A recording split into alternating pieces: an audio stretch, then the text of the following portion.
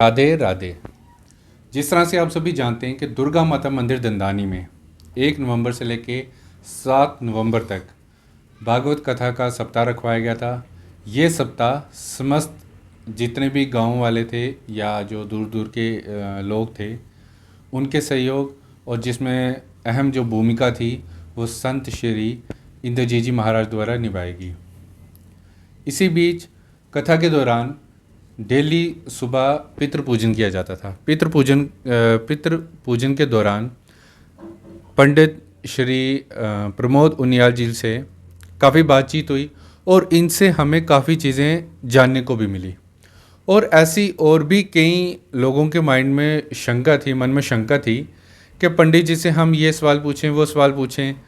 तो उन्हीं सबको कुछ सवालों को लेके हम आज पंडित प्रमोद उनियाल जी से बात करेंगे, क्योंकि इस कथा में इन्होंने 4 चांद लगा दिए, लोगों में इतना ज्ञान बांटा। और जो लोग यहाँ मंदिर में नहीं पहुँच सके या जिन तक ये जो गुण था नहीं पहुँच सका, आज हम इस वीडियो के माध्यम से पंडित जी से बात करेंगे और आप सबको जितनी भी जो शंकाएं हैं उन हम पूरी कोशिश करेंगे आपकी जो शंकाएं हैं वो दूर हो सकें। तो पंडित जी बहुत बहुत स्वागत है हमारे YouTube चैनल में। तो पहला सबसे क्वेश्चन तो मैं आपसे ये पूछूंगा कि कल 7 नवंबर है जी और कथा का लास्ट दिन है, तो अभी तक 6 दिन आपके किस तरह से बीते पता तो हमें भी नहीं चला, और यहाँ पे लोगों का आपको किस तरह से सहयोग देखने को मिला? धन्यवाद। राम राम। आपको भी राम राम। और आपके चैनल से जितने भी भक्तजन इस वीडियो को देखेंगे, आप सभी के हृदय कमल में बैठे हुए परम पिता परमात्मा को प्रणाम करते हुए, आप सभी को राम राम कहते हुए, आपने कहा कि किस प्रकार से व्यतीत हुआ है ना। हाँ। तो इसके विषय में मैं कहना चाहता हूँ कि हमारे महापुरुष कहते हैं कि दिवस जात नहीं लागहि बारा, है ना। कहते हैं दिन को बीतने में बहुत अधिक समय नहीं लगता, है ना। जी। और ख़ास करके ऐसे माहौल में जैसे माहौल हमें यहाँ पर प्राप्त हुआ है, क्योंकि हम लगभग 1000 किलोमीटर दूर से यहाँ पर पहुँचे हैं। और ऐसे माहौल में एक जिस प्रकार से एक छोटा सा बच्चा अपने माँ पिताजी के आंचल में अपने घर के अंदर सुरक्षित महसूस करता है और प्यार प्रेम महसूस करता है, उसी प्रकार से हमें आप लोगों के बीच में यहाँ पर बहुत ही आनंद आया, बहुत ही प्यार प्रेम मिला है। और आगे भी आशा करते हैं कि मिलता रहेगा। आप सबके बीच में हम आते रहेंगे और आप सभी के सहयोग से जो ये महायज्ञ हो रहा है, कल इसका हम अंतिम दिवस तो नहीं कह सकते हैं और ना ही इसका समापन कह सकते हैं, क्योंकि जो भी धर्म कर्म हम अपने जीवन में करते हैं वो धर्म कर्म कभी समाप्त नहीं होते हैं। समाप्ति का मतलब है कि फुल स्टॉप, ठीक है ना। समाप्ति का मतलब होता है फुल स्टॉप, वो फिर कर्म दोबारा नहीं हो सकता, है ना। हाँ, जरूर विश्राम लेता है। आज यहाँ पर विश्राम लेंगे, कल यहाँ पर विश्राम कथा लेगी, तो ठीक 12 तारीख से वृंदावन में चलेगी। अगर यहाँ पर समाप्त हो जाती है तो वहाँ पर नहीं हो पाती, है ना। तो विश्राम लेगी। और हमने जो जितना भी हमने धर्म कर्म किया है, यहाँ पर जो यज्ञ कर्म किया है, हम आशा करते हैं कि जिस भी देवता के निमित्त हमने ये पूजन किया है, जिस भी मनोकामना से आप लोगों ने संकल्पित होकर के यजमान बन करके इस यज्ञ में सहभाग किया है, आपकी हर मनोकामना परमपिता परमात्मा पूर्ण करेंगे। और विशेष रूप से मैं कुछ बिंदुओं पे आपसे बातचीत करना चाहता हूँ कि हम लोगों को जो ये मानव शरीर मिला है ये बहुत दुर्लभ है।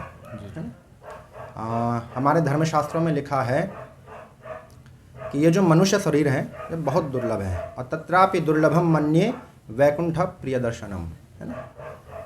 पहले तो मानव शरीर मिलना बहुत दुर्लभ है, और मानव शरीर मिलने के बाद भी ब्राह्मण कुल में जन्म लेना ये तो अत्यंत ही दुर्लभ है। जी। बहुत बड़े सद्भाग्य होते हैं हम लोगों के, आप लोगों के, जो आप और हम ब्राह्मण कुल में जन्म लिए हैं जी। लेकिन आजकल ये जो कलयुग चल रहा है जी, है ना, ये जो कलयुग चल रहा है, इसकी कुछ विकृतियों के कारण हम लोग क्या है अपने स्थान से थोड़ा सा ज़्यादा नहीं कहूँगा मैं, तो थोड़ा सा हट गए हैं। और जब एक बार लीक से टायर बाहर निकल जाता है तो 100% है कि एक्सीडेंट होगा। जी जी बिल्कुल। तो वही दुर्घटनाएं हमारे जीवन में आती रहती हैं। मुख्य कारण ये है क्योंकि जो हम ब्राह्मण लोग हैं, हमारा जो ब्रह्म कर्म है वो हमने छोड़ दिया है। जी जी, है ना जी। अब ब्रह्म कर्म को हम किस प्रकार से समझेंगे ये मैं आपको बता दूं कि मुख्य रूप से एक ब्राह्मण का नित्य नैमित्तिक कर्म मुख्य स्तंभ है। जी जी। और मेरा आपसे सवाल भी यही था जी जी। कि एक ब्राह्मण की बात करूं, मैं भी एक ब्राह्मण ही हूं, हाँ जी हाँ जी। तो एक ब्राह्मण को सुबह उठने से लेके हाँ जी। रात को जब वापस सोने तक उसको किस तरह से अपना दिनचर्या शुरू करना चाहिए, इस चीज़ पे काफ़ी लोगों का जो मुझे लगता है कि ये आपसे प्रश्न ज़रूर रहा होगा कि सुबह उठ के क्या करना चाहिए। इन सब से आप शुरुआत करेंगे, एक बार ये प्लीज़ आप बता देंगे। ठीक है ठीक है।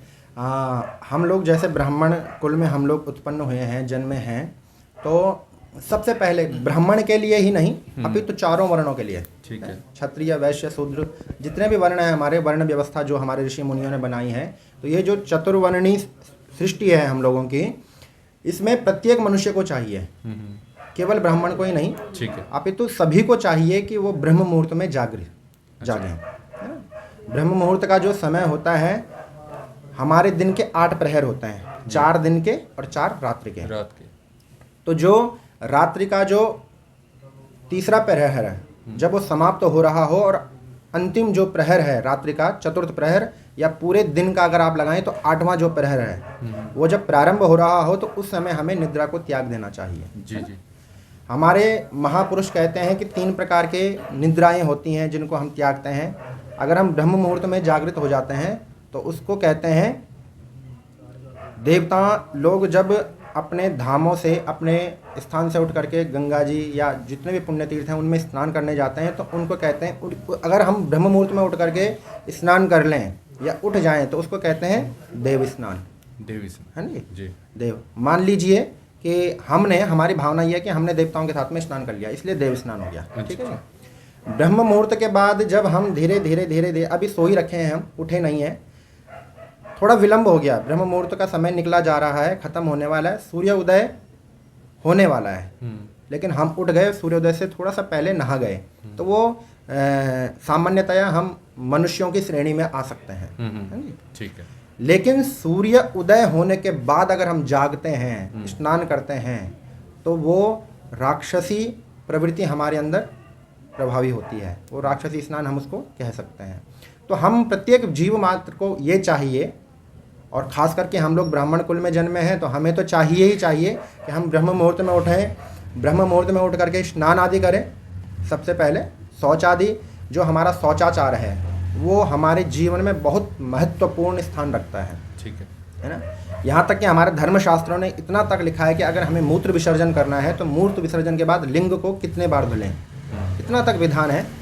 तो अगर हमसे ये सब कुछ नहीं हो सकता है, हम शुद्धता के साथ शौचाचार करें, स्नान आदि क्रिया से निवृत्त होकर के, और ब्राह्मण का सबसे मुख्य कर्म है महाराज, ये है संध्या वंदन। संध्या वंदन, संध्या वंदन में हम लोग जो हमारी गायत्री माता हैं उनकी उपासना करते हैं, और गायत्री के जो उपास्य देवता हैं वो हैं सूर्य भगवान जी। जब हम लोग ब्रह्म मुहूर्त में उठेंगे, संध्या का जो समय होता है वो रात्रि जा रही हो और सूर्य उदय हो रहा हो। संधि मतलब जोड़, जहाँ पर इन दोनों का जोड़ होता है उसको कहते हैं संधि। तो उस संधि के बीच में, मान लीजिए आजकल 6 बजे सूर्य उदय हो रहा है, तो हमें चाहिए कि हम 5:30 बजे पूजा में बैठ जाएं। ठीक है। और वो पूजा हमारी लगभग 6:30 बजे तक चले, जो संध्या बंदन हम कर रहे हैं, क्योंकि संधि लेनी है हमें, है ना।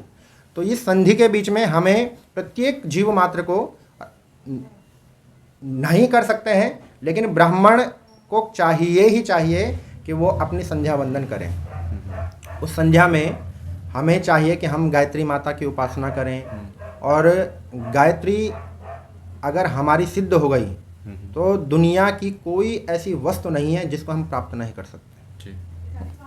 हमारे जो महात्मा लोग होते हैं, जो सिद्ध ब्राह्मण देवता होते हैं, वो गायत्री पुरस्चरण करते हैं, केवल और केवल इसी कारण से कि हमारी गायत्री अगर सिद्ध हो गई तो हम दुनिया की जितनी भी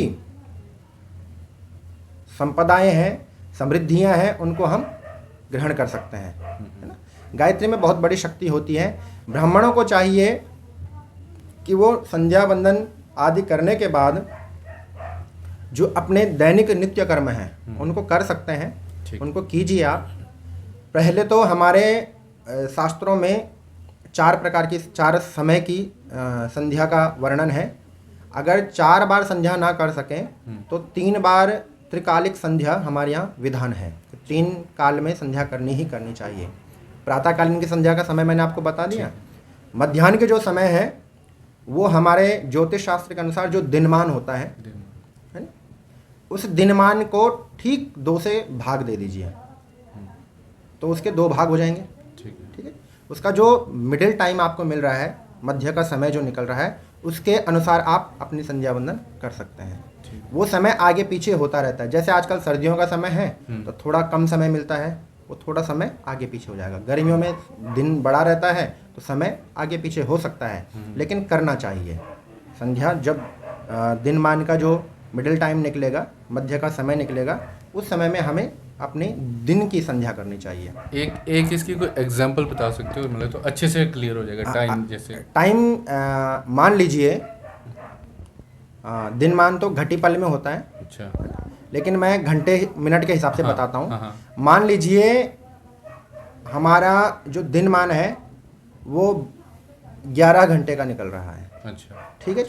11 घंटे का दिनमान निकल रहा है। तो अब आप सूर्योदय से लेकर के, जैसे 6 बजे सूर्योदय हो रहा है, तो 6 बजे से लेकर के आप 11 घंटे जोड़ लीजिए। ठीक है। तो वो शाम के 5 बजेंगे। अच्छा। 6 में हमने 11 घंटे जोड़ लिए तो शाम के 5 बजेंगे। अब 6 बजे सुबह से लेकर के और 5 बजे शाम तक का जो मिडिल टाइम है। अच्छा। ठीक है जी। हाँ जी। मिडिल टाइम है, मतलब 5.5 घंटे इधर और 5.5 घंटे इधर। अच्छा, 11 घंटे हो जाएंगे। ठीक है जी। हाँ जी। तो उसका जो मध्य समय है, 6 बजे हमारा सूर्योदय हुआ तो ठीक 11:30 बजे, 5.5 घंटे हो जाएंगे। है जी। तो हाँ 11:30 बजे, लगभग 12 के आसपास, लगभग 11:30 बजे हमें चाहिए कि 11:30 बजे से लेकर के या 11:15 बजे से लेकर के 12:15 के बीच में ये जो मध्य समय है, जो दिनमान का मध्य समय निकल रहा है, इसमें हमें संध्या करनी चाहिए। और अगर किसी को घटीपल का ज्ञान नहीं है, कई बार ऐसा होता है कि हम लोग सफ़र में हैं, हमारे पास कोई साधन नहीं है समय देखने का, पंचांग नहीं है हमारे पास समय देखने का, तो क्या करें? तो उस समय कहते हैं सूर्य भगवान जब ठीक आसमान के मध्य भाग में हो, तो उस समय को आपको चुनना चाहिए संध्या के लिए। दिन की जो संध्या है उसमें आप दिन की संध्या कर लेना चाहिए। उसके पश्चात ही हमें दिन का जो हम मध्याह्न का जो हम भोजन करते हैं, उसके बाद ही हमें ये भोजन लेना चाहिए। ठीक है। उसके पश्चात आप अपने दैनिक कर्म करिए, आपका धर्म कर्म जो भी है, आपका पूजा पाठ कीजिए, अपने धर्म कर्म में करिए, अपने बच्चों का पालन पोषण कीजिए। आप ये जो संध्याएं हैं इनको कोई विशेष नहीं है कि आपने मंदिर में ही बैठ के करनी है। इसका बिल्कुल विशेष स्थान निर्धारित नहीं है कि आपने मंदिर में ही बैठ के करनी है। मान लीजिए आप कहीं यात्रा पे जा रहे हैं, आप अपनी गाड़ी को रोके, आसन बिछाइए, किसी स्वच्छ स्थान पे आसन बिछाइए, वहीं पर संध्या कर लीजिए। ठीक। कहीं पर भी आप संध्या कर सकते हैं। ठीक है। आप अपना वाहन नहीं है, आप ट्रेन से सफ़र कर रहे हैं, है ना, तो आप ट्रेन में भी बैठ जाइए। बिल्कुल आप कहीं पर भी, आप मतलब स्वतंत्र हैं इस चीज़ के लिए, आप बिल्कुल स्वतंत्र हैं कि आप कहीं पर भी संध्या वंदन कर सकते हैं। इसके लिए कई लोग शंका करते हैं कि नहीं जी अपवित्र स्थान होगा। तो मैं सुबह की पूजा में जैसे बोलता था कि हमेशा हम जब पूजन प्रारंभ करते हैं तो पृथ्वी का पूजन करते हैं। पृथ्वी का पूजन इसीलिए करते हैं कि हमारा जो आसन है, जिस आसन पर हम बैठे हैं, वो आसन शुद्ध हो जाए। जी। तो वो कर्म वहाँ पर करके आसन को शुद्ध करके हम संध्या वंदन कर सकते हैं। जो सायंकाल की संध्या है, त्रिकालिक संध्या की मैं बात कर रहा था, एक तो प्रातःकालीन की संध्या हो गई, एक मध्याह्न की हो गई, और जो तीसरे काल की संध्या सायंकाल की है, उसमें भी जब सूर्यास्त हो रहा हो, ठीक है, तो उससे 24 मिनट पहले और उसके ठीक 24 मिनट बाद तक ये जो संधि का समय है, इसमें हमें संध्या वंदन करना चाहिए। ठीक है जी। अब तीनों संध्याओं का नियम अलग अलग है। सुबह का जो पूजन करने का नियम है वो अलग है, मध्याह्न का थोड़ा सा हट जाता है और सायंकालीन में हट जाता है। ठीक है। आप प्रातःकालीन की जो संध्या करते हैं, विशेष रूप से पूरब दिशा की ओर हम लोग मुँह करते हैं संध्या करने के लिए। मध्याह्न का जो समय है उसमें हम लोग उत्तर को महानता देते हैं, महत्व देते हैं कि उत्तर दिशा में हमें मुख होना चाहिए। लेकिन जो सायंकालीन की संध्या है उसमें कुछ विद्वान तो पूरब का ही मत रखते हैं और कुछ विद्वान कहते हैं कि सूर्य भगवान पश्चिम के लिए जा रहे हैं और पश्चिम में हमने डूबते हुए सूर्य को पूजन करना पड़ता है, उपस्थान करना पड़ता है, तो इसीलिए हमें पश्चिम की तरफ मुँह करना चाहिए। क्योंकि जो गायत्री हम लोग संध्या में जपते हैं उस गायत्री के जो उपासक देवता हैं वो सूर्य भगवान है। जी जी। संध्या वंदन जितना भी हम कर्म कर रहे हैं संध्या से संबंधित, ये सब सूर्य भगवान को समर्पित है। और आपने भागवत जी का यहाँ पर वर्णन चल रहा था, तो प्रथम दिवस की कथा में आपने सुना होगा कि जब धुंधकारी प्रेत बन गया था धुंधकारी, तो उसकी मुक्ति के लिए जब गोकर्ण भगवान अपने नगर में आए और धुंधकारी छलबल करने लगा, तो दूसरे दिन प्रातःकाल जब गोकर्ण भगवान सूर्यार्घ देने गए, संध्या वंदन करने गए गंगा जी के किनारे, तो उन्होंने सूर्य भगवान को उपस्थान करके रोक दिया। प्रातःकालीन की संध्या में सूर्य को उपस्थान करके रोक दिया। और इतने उनका जो सूर्य भक्ति थी इतनी प्रबल थी, उनकी जो संध्या थी, उनकी जो गायत्री थी वो इतनी सिद्ध हो चुकी थी कि उन्होंने एक मात्र हाथ मात्र खड़े करने से सूर्य भगवान की गति को रोक दिया। अच्छा। तो कहने का भाव केवल मेरा यही है कि अगर हम संध्या वंदन को बिल्कुल सटीक विधि विधान के साथ में करते हैं, तो हम ब्राह्मणों के अंदर इतनी शक्ति है, ब्राह्मण ही नहीं अपितु क्षत्रिय वैश्य तीनों वर्णों के अंदर इतनी शक्ति है कि हम सूर्य भगवान की गति को भी रोक सकते हैं। शर्त यही है कि हमें जो हम कर्म कर रहे हैं, जो संध्या कर रहे हैं, उसमें हमें विश्वास होना चाहिए और उस कर्म को हमें नित्य प्रति करना चाहिए। जी। आपको 104 डिग्री बुखार है, ठीक है, तभी भी आप संध्या कीजिए, आप लेटे लेटे कीजिए, लेकिन वो गायत्री आपकी छूटनी नहीं चाहिए। जो आपका नियम है वो नियम टूटना नहीं चाहिए। अगर जैसे किसी के घर में किसी बच्चे का जन्म हो जाता है या परिवार में किसी की मृत्यु हो जाती है, तो उस समय क्या उसको कैसे करें? उस समय का नियम ये है कि हम लोग आचमन करते हैं। हाँ, आचमन किया हमने। बिना आचमन के हम लोग संध्या वंदन कर सकते हैं। ठीक है। संध्या जो हमारे नैमित्तिक कर्म होते हैं, नैमित्तिक कर्म का मतलब तात्पर्य यह है कि जो हम अपने दिनचर्या में प्रतिदिन करते हैं, उसमें भोजन भी है, बाल धुलना भी है, नहाना भी है, बालों में कंघी करना भी है, तिलक लगाना भी है, कपड़े पहनना भी है, ये नैमित्तिक कर्म है हमारा। तो जो नित्य नैमित्तिक कर्म होता है वो सूतक पातक आदि जितने भी दोष होते हैं, इन दोषों का प्रभाव उस कर्म में नहीं होता। अच्छा। कहने का भाव ये है कि अगर आपके घर में या किसी के घर में सूतक हो गया, बच्चे का जन्म हो गया, या गाय माता ब्याह गई। अच्छा। सूतक केवल मनुष्य का ही नहीं लगता, अगर आपके घर में गाय माता है, है ना, ठीक है, तो अगर गाय माता का कोई बछड़ा होता है तो उसका भी सूतक आपको लगता है। उसका कितने दिन तक? उसका विशेष रूप से 3 दिन का मानते हैं, लेकिन जो नियम मनुष्य के लिए होता है वही नियम गाय माता के लिए होता है। तो हमारे यहाँ जो परंपरा है और हमारे यहाँ जो शास्त्रों ने निर्देश दिया है वो 11 दिन का किया है। अच्छा। और हम जिस क्षेत्र से आते हैं हम लोग भी 11 दिन का परहेज करते हैं। ठीक है जी। सूतक हम लोग 11 दिन तक मानते हैं। 11 दिन तक हम अपने घर में दिया बत्ती नहीं करते हैं, भगवान का पूजन नहीं करते हैं। हाँ, अपना जो संध्या वंदन आदि है वो करेंगे। ठीक है। वो उसमें वही मैं बात कह रहा हूँ कि अगर हमारे घर में गाय का बच्चा हो गया या हमारे घर में कोई अपनी डेथ, पातक हो गया या सूतक हो गया, पातक कहते हैं, डेथ के बाद जो दोष लगता है उसको पातक कहते हैं, और जन्म के बाद जो दोष लगता है उसको सूतक कहते हैं। ठीक है। तो इन जो 2 दोष हैं, सूतक और पातक का जो दोष है वो नैमित्तिक कर्म में अपना प्रभाव नहीं देता है। इसीलिए हमें चाहिए कि हम संध्या वंदन जो हमारे नैमित्तिक कर्म है उनको हम करें ही करें। ठीक है। उनको तो इसमें एक दो बातें और भी थी, जैसे हम माला के साथ जाप करते हैं। हाँ जी, हाँ जी। तो उस समय शुद्ध के समय हम माला को यूज़ कर सकते हैं? नहीं। 2 विधान है, 2 प्रकार के विधान ऐसे हैं कि हमारे यहाँ करमाला का विधान है। ठीक है। हमारी जो ये उंगलियां हैं, उंगलियों में ये जो बीच के हैं, बीच का जो भाग है, 2 रेखाओं के बीच में जो भाग है, इसको एक मनका कहते हैं। मनका। जिस प्रकार से माला के दानों को मनका कहते हैं, उसी प्रकार से ये एक मनका हो गया। तो यहाँ करमाला का विधान है। अच्छा। आपने यहाँ से प्रारंभ करना है, 1 2 3 4 5 6 7 8 9 10। ठीक। एक बार कैमरे की तरफ करके। हाँ जी। यहाँ से आप ये जो अनामिका उंगली है ये देव कार्य के लिए प्रयुक्त होती है। हाँ, ठीक है। ये जो अनामिका, हमारे हाथ में 5 उंगलियां हैं, ये हो गई तर्जनी, मध्यमा, अनामिका और कनिष्ठिका। ये हो गया अंगुष्ठ। ये अंगुष्ठ ब्रह्म का प्रतीक है, ये इन चारों के साथ में प्रयोग होगा। ठीक है। ये जो अनामिका जिसको हम रिंग फिंगर कहते हैं, इसके जो मध्य भाग में जो ये 2 रेखाओं के बीच का जो मध्य भाग है, इसको प्रथम मन का, पहला मन का कहेंगे। यहाँ से आपने प्रारंभ किया, यहाँ से नीचे चले, यहाँ से ऊपर आ जाइए। ठीक है। पहला, दूसरा, फिर तीसरा, मध्य भाग, मिडिल फिंगर के सबसे ऊपर वाला हिस्सा। ठीक है। तीसरा, ये फर्स्ट फिंगर के सबसे ऊपर का। चौथा, ठीक है। ये पांचवा हो गया। हाँ। नहीं, माफ़ी चाहता हूँ, नहीं। ये यहाँ से पहला मन का होगा अनामिका अंगुली से, फिर नीचे जाएंगे आप। ठीक है। उसी की जड़ में दूसरा मन का, कनिष्ठिका के तीसरा, चौथा और पांचवा। ठीक है। ये बात ठीक है जी। हाँ। फिर आप ऊपर आ जाइए।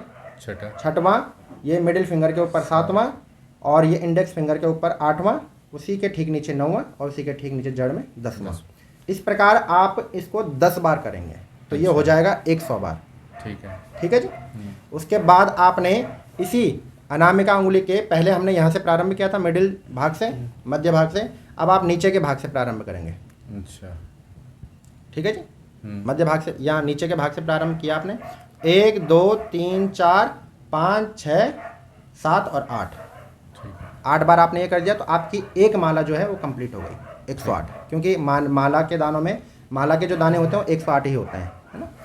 तो इस प्रकार से आप माला का जाप कर सकते हैं। ठीक है ना। तो जिस प्रकार से हम माला झोले के अंदर रख करके जब करते हैं वो गुप्त होता है, उसी प्रकार से जब आप कर माला करेंगे तो कर माला को भी आप किसी वस्त्र से ढक देंगे। ठीक है। क्योंकि जो हम लोग जप करते हैं वो हमेशा गोपनीय होना चाहिए, गुप्त होना चाहिए। गुप्त आज भी कोई माता जी मेरे से प्रश्न कर रही थी कि पंडित जी हम वो क्यों करते हैं, है ना। तो शिव पुराण के अनुसार और एक दो जगह और वर्णन मिलता है कि ये जो हम लोग कुछ भी मंत्र जपते हैं, विशेष रूप से हमें जो मंत्र होते हैं वो गुरु के द्वारा मिले हुए होते हैं, गुरु मंत्र, है ना। तो गुरु के द्वारा दिए हुए मंत्र जितने भी होते हैं वही नहीं, अपितु हम किसी अनुष्ठान के लिए कोई मंत्र का जाप कर रहे हैं, वो भी मंत्रों की जो शक्ति होती है वो गुप्त होती है। मंत्र जो होते हैं वो हमेशा गुप्त रखने चाहिए। इसके बारे में हमारे धर्मशास्त्रों में लिखा हुआ है कि इन मंत्रों को गोपनीयम गोपनीयम गोपनीयम प्रयत्नतः, 3 बार गोपनीय रखने के लिए इसलिए विशेष जोर दिया गया है कि इनको हमेशा गोपनीय रखें। उसका भाव केवल यही है कि अगर हम उसको खुला करके जपते हैं, मान लीजिए खुला करके जपते हैं, और जैसा कि मैंने अभी आपको बताया कि ये जप करने के लिए या धर्म कर्म करने के लिए, अपनी संध्या करने के लिए कोई विशेष स्थान की जरूरत नहीं है। ठीक है। हो सकता है हम कहीं सार्वजनिक स्थान में बैठे हैं, वहाँ पर जप कर रहे हैं, तो सार्वजनिक स्थान में बैठे हुए अगर हम जप कर रहे हैं तो अनेक प्रकार के लोग वहाँ पर होंगे। उसमें कुछ अच्छे भी होंगे, कुछ बुरे भी होंगे। तो उनकी जो दृष्टि का दोष है वो उस मंत्र के प्रभाव को न रोके, इसलिए विशेष रूप से हम वो करते हैं। और हमारे यहाँ हिंदी में कहावत है कि भोजन और भजन हमेशा पर्दे में होना चाहिए। अच्छा। भोजन और भजन हमेशा पर्दे में होना चाहिए, है ना। हाँ। उसका मुख्य कारण यही है कि भोजन में अगर गलत दृष्टि पड़ गई तो दृष्टि दोष हो जाता है। अच्छा। और वही सिद्धांत भजन के लिए भी प्रयुक्त होता है। तो ये दोनों बातें हम लोग केवल और केवल भजन तक ही सीमित नहीं, अभी तो हम कुछ भी कर्म करें, है ना, अधिकतर कर्मों को हमें गोपनीय करना चाहिए। वो कौन से कर्म हैं? वो जो हम किसी विशेष कामना से कर रहे हैं। विशेष कामना से अगर हम कोई कर्म करते हैं तो वो कर्म हमेशा हल्का सा गोपनीय करके आप करें तो ज़्यादा बेहतर होगा जी। इसमें एक चीज़ और भी है, जब हम माला का जाप करते हैं जी, तो उसमें कई बार सुना कि माला जब हमारी कंप्लीट हो जाती है उसको क्रॉस नहीं करते हैं। हाँ जी। उसका क्या एक बार उसमें हाँ जी बता देंगे? माला जब 108 दाने पूरे हो जाते हैं तो उसके बाद जहाँ पर माला का जॉइंट होता है, हाँ बिल्कुल, जो है ना, हाँ, उसको सुमेरु कहते हैं। सुमेरु, हाँ। है ना? सुमेरु इस धरती का सबसे ऊंचा पहाड़ है। अच्छा। सबसे ऊंचा पहाड़ है। और हमारे एक महात्मा हुए हैं, उन्होंने सुमेरु भगवान से प्रार्थना करी थी कि जब तक मैं दोबारा आपके पास ना आ जाऊं तब तक आप नमस्कार करके झुके रहें। अच्छा। हैं जी, झुके रहें। तो सुमेरु भगवान ने उन महात्मा जी को प्रणाम किया और झुके। जब झुके तो उनका जो कद हो गया वो थोड़ा छोटा हो गया। दोबारा कभी सुमेरु के पास वो महात्मा गए ही नहीं। उसका मुख्य कारण यही था कि हमारे धर्मशास्त्रों में वर्णन आया है कि सुमेरु का जो ऊंचाई थी, सुमेरु पर्वत की जो ऊंचाई थी, वो सूर्य भगवान जब अपने दिनचर्या में परिभ्रमण करते हैं तो सुमेरु जब सूर्य भगवान के आगे आया, सूर्य की गति रुक गई। अच्छा। सूर्य भगवान की गति रुक गई तो संपूर्ण धरा में अंधकार छा गया। ठीक है। ठीक है जी। अब वो सृष्टि कर्म जो है भगवान का, जो सृष्टि कर्म है वो जब खराब होने लगा, सृष्टि कर्म जब रुक गया, तो उस व्यवस्था को देखते हुए ऋषिवर सूर्य भगवान के पास गए हैं और माफ़ी चाहता हूँ, सुमेरु पर्वत के पास गए हैं और सुमेरु पर्वत को झुकने के लिए विनती करी है। तो जब सुमेरु पर्वत झुके हैं और सूर्य भगवान अपनी गति पर पूर्ववत चलते रहे, तो उससे सृष्टि कर्म पुनः फिर प्रारंभ हुआ, चलने लगा।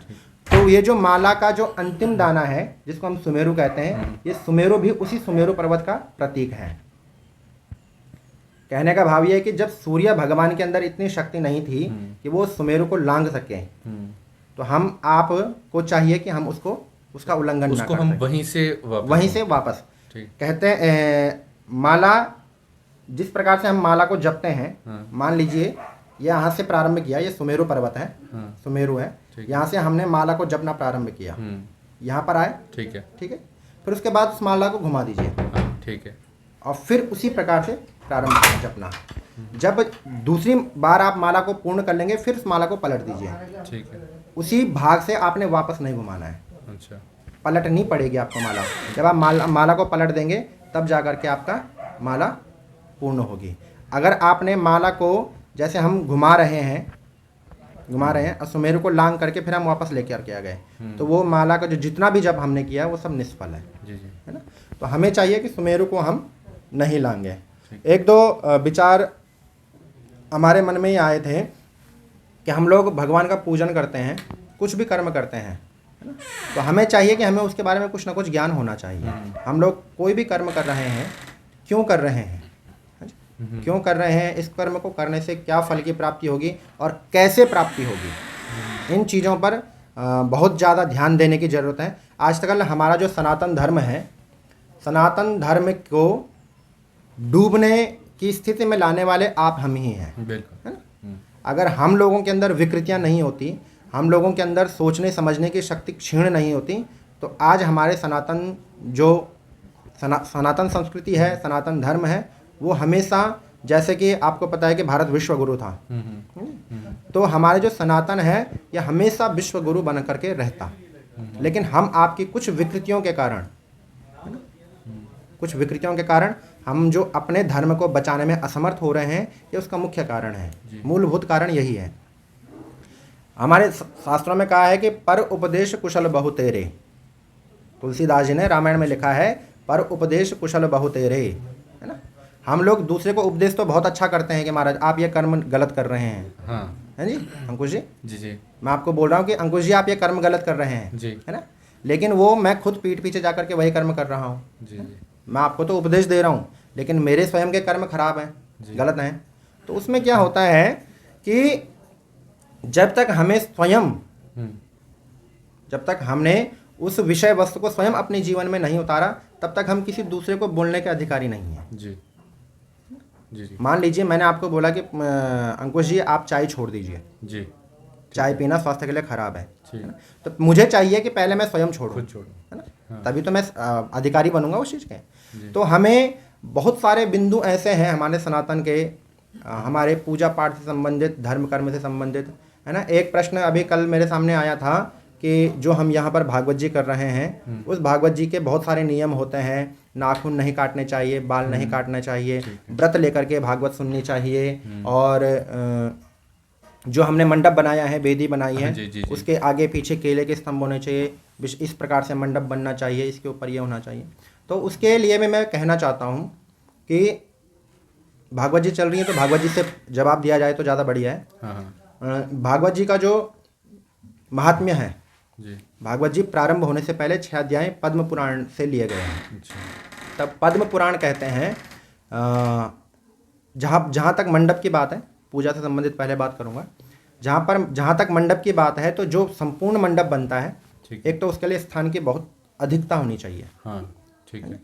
उसमें 16 स्तंभ बनते हैं, दिखाए थे आपने, 16 स्तंभ बनते हैं, बीच में सर्वतोभद्र या प्रधान वेदी कोई सी भी हो, विष्णु यंत्र बना सकते हैं, सर्वतोभद्र बना सकते हैं, उसके ठीक आगे पंचांग चौकी रहती है।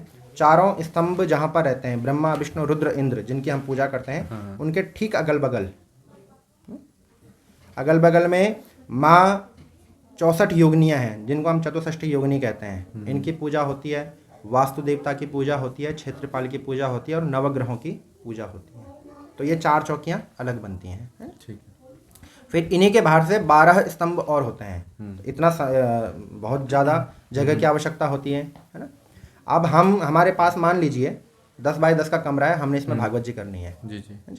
जैसे कि आजकल आपको पता है शहरों में बहुत जगह कंजेस्टेड होता है, तो वहाँ पर अगर हम ये सोचें कि हम मंडप बनाएं यहाँ पर, तो मंडप के लिए ही जगह प्रयुक्त नहीं है, पर्याप्त नहीं है। तो कहाँ पर व्यासपीठ बनाएंगे, कहाँ पर ब्राह्मण देवता बैठेंगे, कहाँ पर अन्य जो भक्त लोग हैं सुनेंगे कथा, वो कहाँ पर बैठेंगे, जी जी, है ना। तो जहाँ तक मंडप की बात है, किसी भी पुराण में जितना मेरे को ज्ञान है, जितना मैंने पढ़ा है, अध्ययन किया है, मेरे हिसाब से किसी भी पुराण में ये नहीं लिखा हुआ है कि ये कथा प्रारंभ होने से पहले आप मंडप की पूजा करें, है ना। हाँ, ये जरूर लिखा हुआ है कि गणेश आदि जो पंचांग पीठ है, उस पंचांग पीठ का आप पूजन करें, अपने पितरों का, अपने कुल देवता इष्ट देवताओं का पूजन करें, ये जरूर लिखा हुआ है। लेकिन मंडप पूजन का जब तक सवाल है, मेरे हिसाब से, हो सकता है मैंने ना पढ़ा हो, मेरी त्रुटि भी हो सकती है, लेकिन मेरे हिसाब से ये कहीं नहीं लिखा हुआ है 18 पुराणों में। 18 पुराणों से बाहर की बात हो तो मुझे नहीं पता, लेकिन 18 पुराणों में कहीं पर भी मंडप पूजन का विधान नहीं बताया है कि कथा प्रारंभ करने से पहले मंडप पूजन करना जरूरी है। रही बात व्रत की, तो व्रत के लिए पद्म पुराण कहता है कि आप, लिखा है पद्म पुराण ने कि आप व्रत लेकर के कथा सुने। ठीक है। लेकिन आजकल किसी को बीपी की शिकायत है, शुगर होगी, किसी को शुगर है जी, है ना, किसी का थायराइड बिगड़ा हुआ है जी जी, कोई गठिया बाई से प्रॉब्लम है ना, बहुत अनेक प्रकार की बीमारियां हैं। और जैसा कि मैं आज सुबह पूजा में कह रहा था कि भगवान श्री कृष्ण जब अर्जुन को गीता सुना रहे थे, तो कृष्ण भगवान ने अर्जुन को बताया है कि ये जो हमारा शरीर है, ये व्याधियों का मंदिर है। ठीक है ना। जो व्याधियाँ होती हैं, बीमारियाँ होती हैं, इनका ये मंदिर, इदम शरीरम व्याधि मंदिरम, अर्जुन से भगवान श्री कृष्ण कहते हैं। तो ये जो व्याधियों का मंदिर है महाराज, ये तो व्रत लेने में सक्षम नहीं है। ठीक है। निराहार रहने में सक्षम नहीं है, क्योंकि दवाइयाँ खानी है 10 प्रकार की, है। दिन में 10 बार तो इतना हम भोजन नहीं करते जितना दवाइयाँ खा लेते हैं। बिल्कुल बिल्कुल। तो उन दवाइयों को ग्रहण करने से पहले कुछ ना कुछ हमें लेना चाहिए आहार। तो उसके लिए हमारे पद्म पुराण कहता है कि आप घी पी करके रहिए। अच्छा, घी पीते रहे, घी पी करके आप कथा सुनिए जी। अब लेकिन महाराज 1 चम्मच घी नहीं पच रहा, तो है ना, पूरे दिन भर के लिए अगर घी चाहिए तो कम से कम 1 कटोरी तो खानी पड़ेगी। जी जी। तो जब 1 चम्मच नहीं पच रहा तो 1 कटोरी कहाँ से पचेगी। तो उसके लिए फिर पद्म पुराण कहता है कि आप फलाहार कीजिए, फलों का आहार कीजिए, ठीक है, केवल और केवल फल खाइए। बोले महाराज आजकल के फल भी इंजेक्शन से लगते हैं, है ना, तो वो भी नहीं पचा सकते हम। तो बोले आप दूध पीजिए, बोला महाराज ये भी नहीं पचेगा। तो फिर अंतिम में पद्म पुराण कह रहा है कि एक समय भोजन कीजिए, एक समय फलाहार कीजिए। ठीक है जी, ये व्यवस्था है। अगर नहीं रह सकते आप तो एक दिन में आप 10 बार भोजन कीजिए, 10 बार आप भोजन कीजिए, लेकिन इतना भोजन कीजिए कि जब आप भोजन करने के बाद कथा में बैठें या पूजन में बैठें तो आपको आलस्य नहीं आना चाहिए, है ना। आलस्य अगर आ गया तो हमारे जो कर्म है, हमारा जो कर्म है उसमें विक्षेप पड़ जाएगा, है ना, व्यवधान उत्पन्न हो जाएगा। तो हमारे कर्म में किसी भी प्रकार का व्यवधान उत्पन्न नहीं होना चाहिए। इसीलिए आप इस हिसाब से अपनी दिनचर्या को रखें जिससे आप स्वस्थ रहें। ठीक है। नाखून काटने की बात आई थी, दाढ़ी बाल बनाने की बात आई थी, तो हमारे धर्मशास्त्र कहते हैं, हमें आज्ञा देते हैं कि अगर आप नित्य नाखून काटते हैं या अपने शेविंग करते हैं, दाढ़ी बनाते हैं, तो वो जैसे मैंने आपको पहले कहा है कि जो हम कर्म रोज करते हैं, प्रतिदिन करते हैं, वो हमारे नैमित्तिक कर्म बन जाते हैं। तो किसी भी अवस्था में नैमित्तिक कर्म को छोड़ने की इजाज़त हमारा सनातन हमारे जो शास्त्र हैं वो नहीं देते। ठीक है ना। कहने का भाव ये है कि अगर आप रोज दाढ़ी बना रहे हैं, नाखून काट रहे हैं, हथियार लगा रहे हैं अपने बालों में, तो आप रोज कर सकते हैं, उसमें कोई प्रतिबंधता नहीं है। हाँ, अगर नहीं करते हैं, मान लीजिए 2-3 दिन छोड़ करके आप शेविंग कर रहे हैं, नाखून काट रहे हैं, तो फिर आपको जब तक यज्ञ अनुष्ठान प्रारंभ से और समाप्ति विश्राम तक जाता है तब तक आपको इन कर्मों को वर्जित रखना पड़ेगा। तो ये चीज़ें हैं। कई भ्रांतियां हैं हमारे सनातन में पूजन से संबंधित। अभी हमारे सामने एक बात आई थी कि जो पितृ देवता हैं, पितरों की जो स्थान है वो हम देवताओं के साथ रखना चाहिए। ठीक है। हाँ। यहाँ पर भी किसी व्यक्ति ने कहा है कि हमारे कोई पंडित जी हों या कोई अन्य व्यक्ति हों, उन्होंने कहा है कि पितरों की जो फोटो है वो देवताओं के साथ में रखिए। ठीक है। जब तक आप वो पितरों की फोटो देवताओं के साथ में रहेगी तब तक उनका मोक्ष रहेगा, अन्यथा उनको मोक्ष की प्राप्ति नहीं होगी। तो मैं एक बात बताना चाहता हूँ कि देवताओं की साधारण सी भाषा में अंकुश जी मैं आपको बताऊं कि देवताओं की जो दिशा है वह उत्तर या पूरब या उत्तर पूर्व का जो बीच का जो भाग है जिसको हम ईशान कोण कहते हैं, वो भाग देवताओं का है। ठीक है जी। और पितरों का जो स्थान होता है, पितरों का जो स्थान होता है वो है दक्षिण दिशा। ठीक है जी। अब हम दोनों दिशाओं को मिलाने की कोशिश करेंगे तो ये तो असंभव है ना। बिल्कुल, वो तो नहीं होगा, है ना। साधारण सी भाषा में मुझे लगता है कि आप जल्दी से समझ जाएंगे इस बात को। अगर हम दोनों दिशाओं को मिलाने की कोशिश करेंगे तो बहुत ही असंभव है ना। तो इसीलिए देवताओं को देवताओं के स्थान में रहने दें और पितरों को पितरों के स्थान में रहने दें। ये बहुत अपभ्रांति है कि अगर हमने पितरों की फोटो देवताओं के सामने नहीं रखी या देवताओं के चरणों में नहीं रखी तो उनको मोक्ष की प्राप्ति नहीं होगी। अगर पितरों की फोटो को देवताओं के पास रखने से मोक्ष की प्राप्ति होती तो फिर आप अंत्येष्टि संस्कार क्यों करते हैं?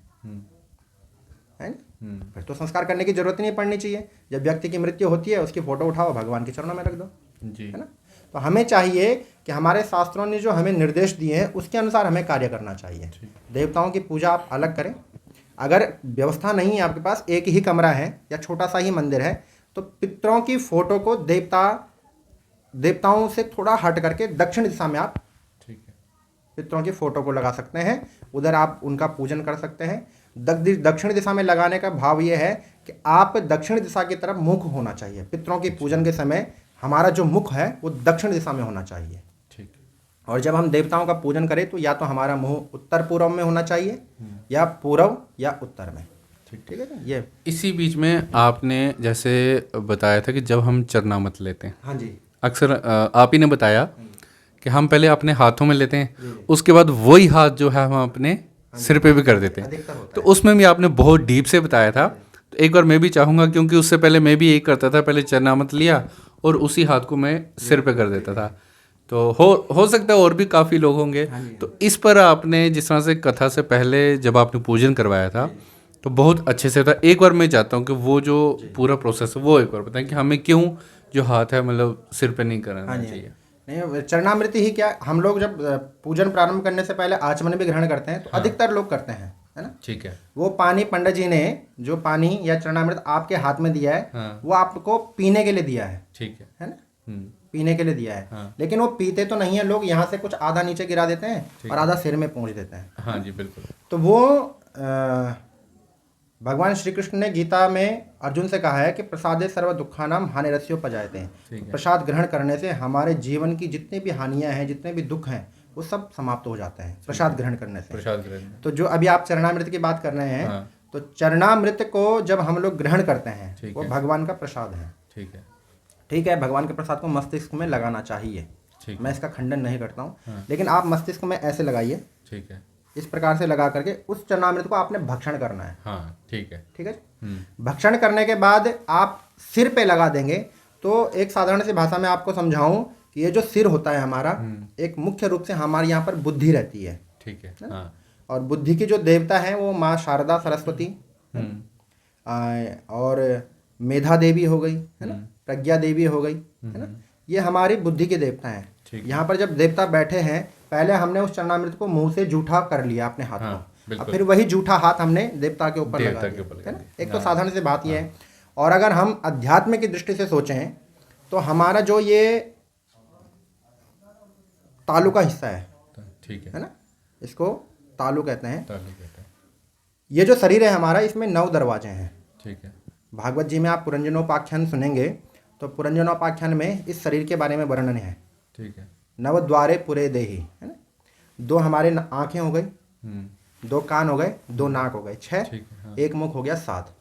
और एक जहाँ से हम मूत्र त्याग करते हैं और एक जहाँ से हम मल त्याग करते हैं। 7 दरवाजे ये हो गए।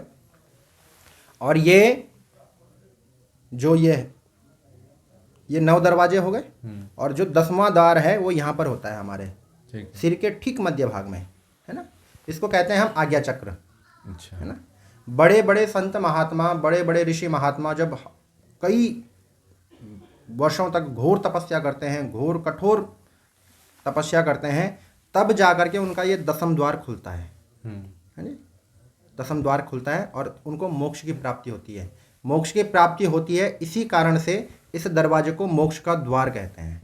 ठीक है जी। और हम प्रत्येक मनुष्य मात्र का धर्म है कि इस संसार में आने के बाद, मनुष्य योनि को प्राप्त करने के बाद, हमें दोबारा इस संसार में नहीं आना है।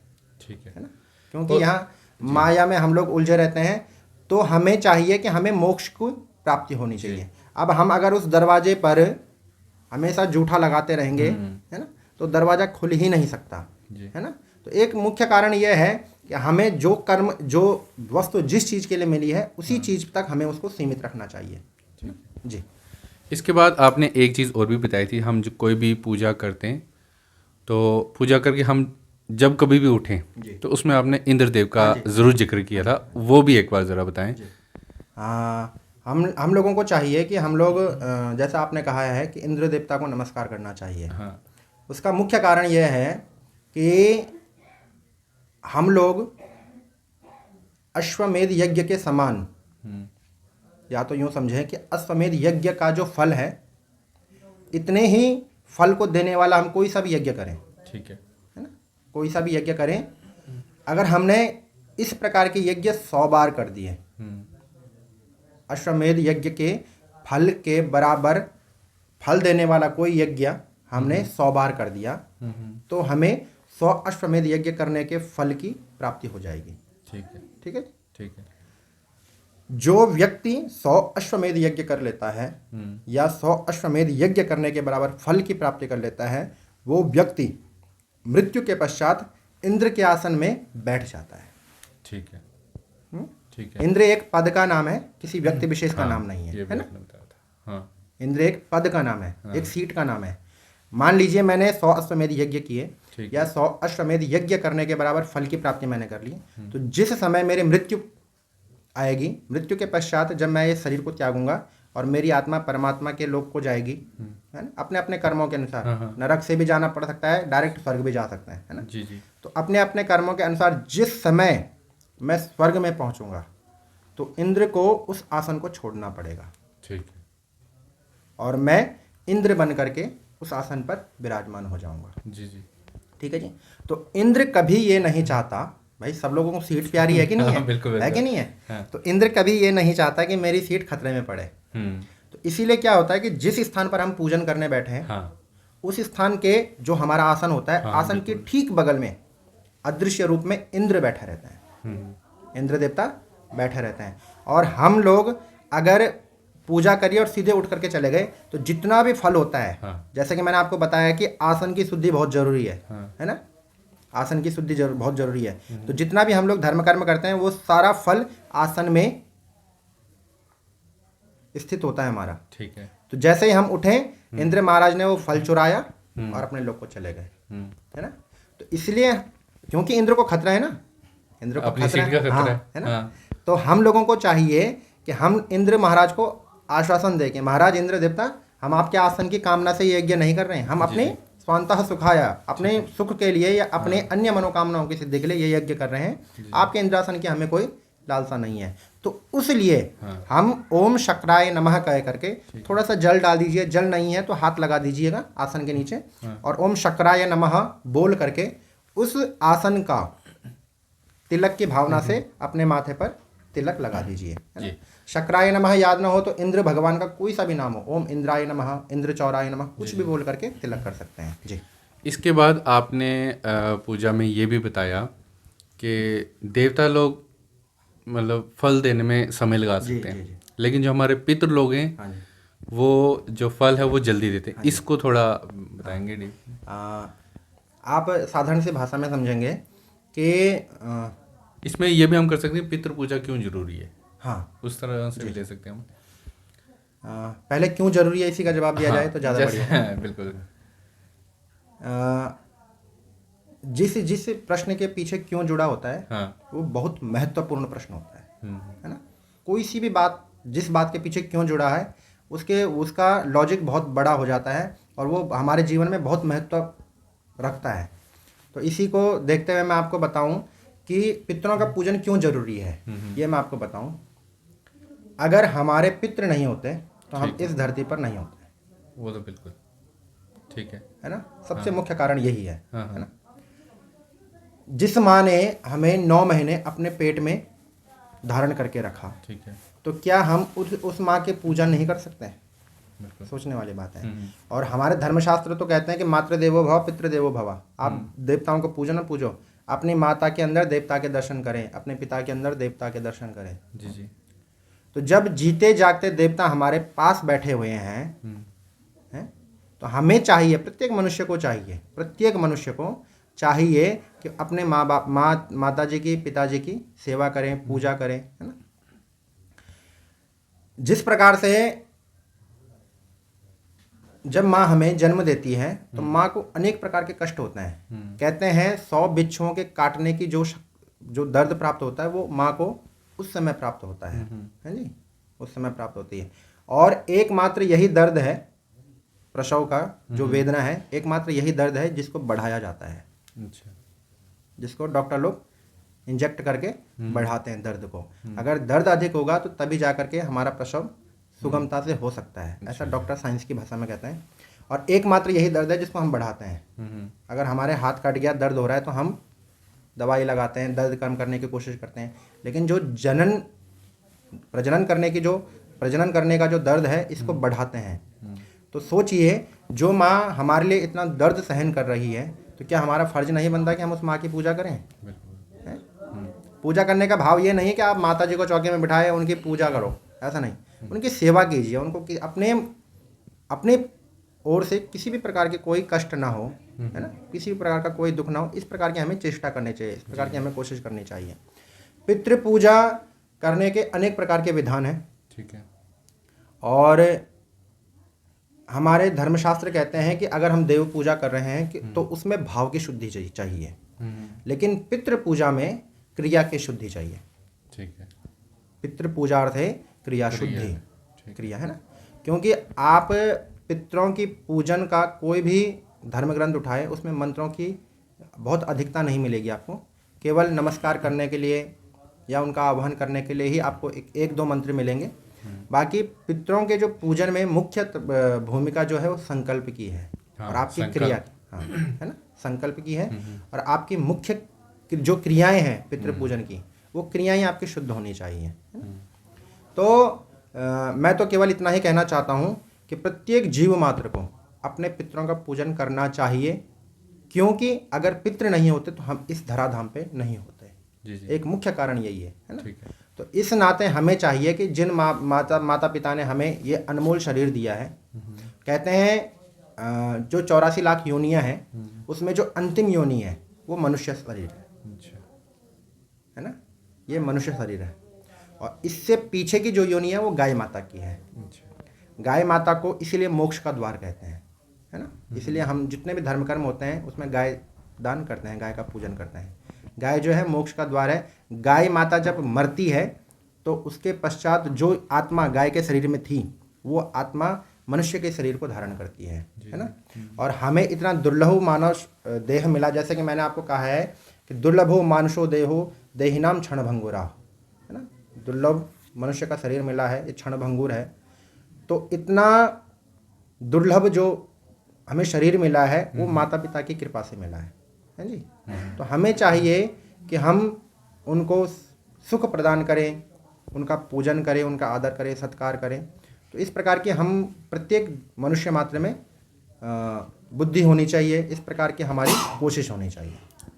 इसमें आपने वो भी बताया था ना कि मतलब पितृ लोग जो हैं वो जल्दी फल देते हैं। हाँ, उसमें थोड़ा तो पितृ क्यों फल देते हैं जल्दी, देवता लोग क्यों लेट करते हैं, है ना, ये आपने बताया। एक तो आपने कहावत सुनी हो कि भगवान के घर देर है अंधेर नहीं है, है ना।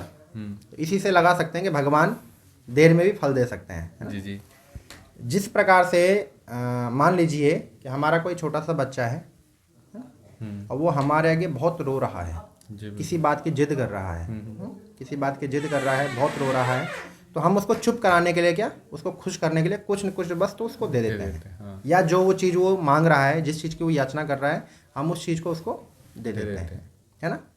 तो जब हम जीते जागते ऐसा कर्म करते हैं तो यही कर्म हम अपने जो माता पिता हमारे चले गए हैं या कोई बुजुर्ग व्यक्ति चले गए हैं उनके प्रति रखें, यही भावना उनके प्रति रखें। भगवान इस संसार के माता पिता हैं, बिल्कुल, है ना।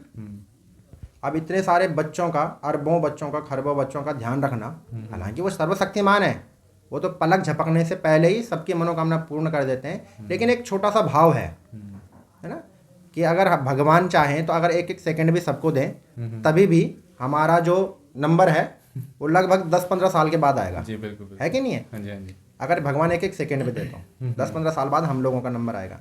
लेकिन जो हमारे पितृ देवता हैं, है ना, वो केवल और केवल आपके हमारे हैं। हाँ, बिल्कुल, आपके पितृ केवल और केवल आपके हैं, मेरे नहीं हो सकते। ठीक है। मेरे जो पितृ हैं वो केवल और केवल मेरे हैं, वो आपके नहीं हो सकते, है ना। ये बीच की बात है कि नहीं है। हाँ। तो भगवान एक प्रकार से लेट कर सकते हैं, विलंब कर सकते हैं, लेकिन जो केवल और केवल हमारे हैं वो हमारे लिए विलंब नहीं करेंगे, है ना। वो केवल और केवल हमारे लिए विलंब नहीं करेंगे। इसीलिए मैंने ये बात कही थी कि देवता देने में देर कर सकते हैं लेकिन पितृ देने में देरी नहीं कर सकते हैं। आपने कृष्ण जन्म की कथा सुनी, जब भगवान का प्रकाट्य उत्सव मनाया, जब वसुदेव जी गोकुल में छोड़ करके चले गए थे मथुरा को, है ना। तो यहाँ नंद बाबा ने देखा कि बालक उत्पन्न हुआ है, तो नंद बाबा ने सबसे पहले वाचयित्वा स्वस्तयनम पितृदेवार्चनम तथा ब्राह्मणों को बुला करके स्वस्ति वाचन आदि करवाया और सबसे पहले पितरों का पूजन किया, है ना। सबसे पहले क्या किया, पितरों का पूजन किया। तो क्यों किया, यह पितृ देवताओं, पितृ जो होते हैं वो हमारे कुल की वृद्धि के कारक होते हैं। बिल्कुल, हाँ। पितृ जो होते हैं वो हमारे कुल की वृद्धि के कारक होते हैं, और हम लोगों का अगर कुल की वृद्धि नहीं हो, अगर हम लोगों की कुल की वृद्धि नहीं हो तो हमारा वंश क्या हो गया, समाप्त हो गया, है ना। हाँ। तो कोई भी जीव मात्र ये नहीं चाहता कि हमारा वंश समाप्त हो, है ना। हाँ। तो इसलिए हम लोगों को चाहिए कि हम लोगों को पितरों की पूजा अवश्य में करनी चाहिए, और नंद बाबा ने भी यही किया कि पितृ देवताओं आपके आशीर्वाद से हमारे घर में बालक हुआ है या बालिका हुई, कुछ भी हो, बालक बालिका कुछ भी हो, तो उनका धन्यवाद करना चाहिए, है ना, उनका ये। तो इसीलिए इसी विषय में मैंने ये कहा था कि भगवान एक प्रकार से थोड़ा सा विलंब हो सकते हैं, है ना। जैसा कि आपने कई बार नाटकों में या सीरियल में या किसी फिल्म में भी देखा होगा कि बहुत सारे भक्त तपस्या कर रहे हैं लेकिन भगवान देख रहे हैं ऊपर से, थोड़ी देर में जाऊंगा, है कि नहीं है, थोड़ी देर में जाऊंगा, है ना। तो भगवान विलंब कर सकते हैं, लेकिन जो हमारे पितृ हैं वो केवल और केवल हमारे हैं, वो हमारे लिए बिल्कुल विलंब नहीं करेंगे, क्योंकि एक माता पिता कभी अपने बच्चे को दुखी नहीं देख सकते, है ना। तो उनका जो ममता का भाव है वो हमेशा हमारे साथ बना रहता है, इसी कारण से पितृ हमारे लिए विलंब नहीं करेंगे। इसके साथ साथ आपने संकल्प की भी बात बताई। हाँ जी, हाँ जी। कि संकल्प करना क्यों जरूरी है। कई बार हम बिना संकल्प किए जैसे कोई हवन वगैरह कर देते हैं, तो संकल्प कितना जरूरी है। और आपने जैसे बताया था कि संकल्प नहीं करेंगे तो जो भी हवन आदि है उसका फल नहीं मिलेगा, उसको थोड़ा विस्तार में बताएंगे जी। हमारे यहाँ को हम लोग कुछ भी धर्म कर्म करते हैं तो उससे पहले हम सबसे पहले संकल्प करते हैं, ठीक है ना। तो साधारण भाषा में भी बताऊंगा आपको और दूसरी भाषा में बताऊंगा, तो पहले साधारण भाषा में सुन लीजिए, साधारण में बताएं, है ना। कि जो संकल्प होता है जी, एक प्रकार से हमारा एड्रेस है, ठीक है, ठीक है जी। मैंने पूजा के बीच में भी बताया होगी ये बात, कि जिस प्रकार से हम चिट्ठी भेजते हैं, मान लीजिए मैंने उत्तराखंड से आपके लिए चिट्ठी भेजी, जी बिल्कुल, है ना। तो वो चिट्ठी आपके पास तभी पहुंचेगी जब बिल्कुल एड्रेस सही होगा, है कि नहीं है। हाँ। एड्रेस जब सही होगा तभी जाकर के आपके पास चिट्ठी पहुंचेगी। अगर एड्रेस ही गलत होगा, है ना, चिट्ठी नहीं पहुंचेगी, तो वो चिट्ठी पहुंचेगी नहीं, पोस्टमैन फिर वापस के लिए करेगा, वहां से फिर वापसी आएगी, तो वो अंतिम में क्या हो गया, फाड़ फोड़ करके कूड़ेदान में चली जाएगी, है ना। तो संकल्प हमारा क्या है, एड्रेस है। एड्रेस यूं समझें आप कि संकल्प में हम लोग ये वर्णन करते हैं भगवान विष्णु को साक्षी मान करके, 3 बार विष्णु और विष्णु और विष्णु का उच्चारण करते हैं, भगवान विष्णु को साक्षी मान करके हम लोग संकल्प लेते हैं कि हे भगवान, मैं अमुक गोत्र का हूँ, मान लीजिए मेरा गोत्र भारद्वाज है, मैं भारद्वाज गोत्र का हूँ, प्रमोद मेरा नाम है, और मैं अमुक मनोकामना की सिद्धि के लिए, हमारी जो भी मनोकामना है ना, जैसे हमने यहाँ पर भागवत जी करी थी तो राष्ट्र की सद्बुद्धि के लिए, सुख संपदा के लिए हमने, है ना, विश्व शांति के लिए हमने भागवत जी का वाचन किया यहाँ पर। तो हम यहाँ पर, मैं भारद्वाज गोत्र का प्रमोद उनियाल है, मैं विश्व की सद्भावना के लिए, विश्व की शांति के लिए, राष्ट्र की सद्बुद्धि के लिए यहाँ पर भगवान विष्णु का पूजन कर रहा हूँ। और भगवान विष्णु के पूजन के क्रम में जितने भी हमने देवी देवताओं का पूजन किया है उन सभी का नाम लेकर के उनका पूजन कर रहा हूँ। ये हम लोग संकल्प में मुख्य रूप से कहते हैं। ठीक है जी। अब ये क्यों कहना चाहिए, क्यों है ना, ये क्यों कहना चाहिए? हमारे धर्मशास्त्र में लिखा हुआ है कि संकल्प सिद्धिश्च सदैव जायताम। ठीक है। बिना संकल्प के हम लोग कुछ भी कर्म करें वो सब निष्फल है ना। हाँ। वो सब निष्फल है। आपने कई जगह आप घूमने जाते हैं या कई जगह आप गए होंगे, आपने आपके जीवन में कभी ना कभी आपको एक लाइन कहीं ना कहीं ध्येय वाक्य मिलेगा। ध्येय वाक्य तो आप समझते ही होंगे। जैसे ध्येय वाक्य नहीं। जैसे कोई मान लीजिए LIC है, है ना, ठीक है। तो LIC का जो लोगो है उसके नीचे सत्यम शिवम सुंदरम लिखा होता है। अच्छा, है ना, वो ध्येय वाक्य हो गया। अच्छा, उसको ध्येय वाक्य कहते हैं। तो अनेक प्रकार के ध्येय वाक्य, जो जितनी बड़ी बड़ी संस्थाएं हैं, जैसे इंडियन आर्मी है, इंडियन आर्मी का अपना अलग ध्येय वाक्य होगा। ठीक है, हर किसी का। ठीक है। सर्वे भवन्तु सुखिनः होता है ना। अधिकतर डॉक्टर लोग या हॉस्पिटलों के नीचे सर्वे सन्तु निरामया लिखा रहता है, तो वो उनका ध्येय वाक्य हो गया। अच्छा, ठीक। तो इसी प्रकार से मैंने कहीं पर पढ़ा है कि संकल्प से सिद्धि की ओर, संकल्प से सिद्धि की ओर। मान लीजिए आपने कहा कि मुझे जम्मू जाना ही जाना है। ठीक है। मुझे जम्मू जाना है, तो ये आपका संकल्प हो गया। ठीक है। ये आपका संकल्प हो गया। और आप जम्मू के लिए गाड़ी में बैठे या खुद गाड़ी चला करके जा रहे हैं या पैदल जा रहे हैं, ये आपकी क्रिया हो गई। ठीक है। लेकिन मुख्य क्या है कि आपने जम्मू जाना है।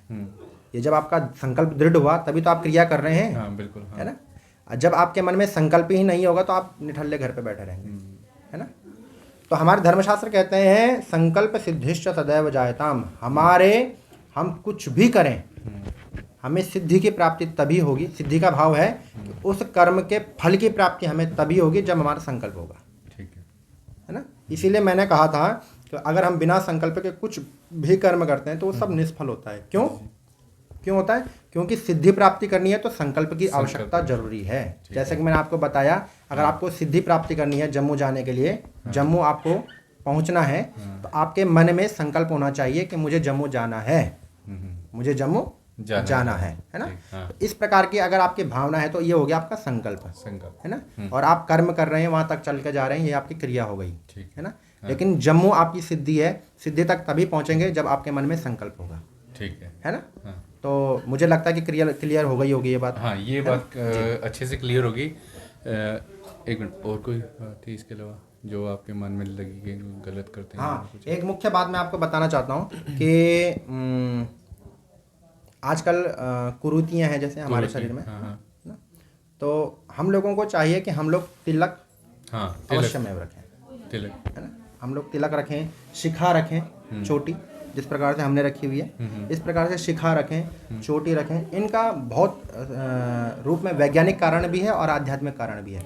तिलक को अपने विवेक के साथ जोड़ा था मैंने। जिस प्रकार से भगवान शंकर के, यहाँ पर मैंने ये बात कही थी कि जिस प्रकार से भगवान शंकर के तीसरा नेत्र है, इसको हमारे धर्मशास्त्र कहीं पर विवेक नेत्र भी कहते हैं। विवेक नेत्र, हाँ। कहीं पर अग्नि नेत्र कहते हैं, पर विवेक नेत्र ज़्यादा उचित रहेगा मेरे हिसाब से। मेरा अपना अनुभव है कि आपने देखा होगा कि बच्चे को कोई कठिन सा सवाल पूछ दीजिए तो बच्चा सिर खुजाना है ना। बिल्कुल। तो वो जो सिर खुजाने की जो हमारी मांसपेशियां वो विवेक को इंडिकेट करती हैं। अच्छा। ये बात मैंने वहाँ पर पूजा में बताई। पूजा में बताई, इंडिकेट करती हैं। तो हमारा जो विवेक नेत्र है ये खुल जाता है। ठीक है। और हमें आसानी से आंसर प्राप्त हो जाता है ना। तो है। तिलक लगाने का मुख्य भाव यही है कि हमारा जो विवेक नेत्र है वो हमेशा जागृत रहे।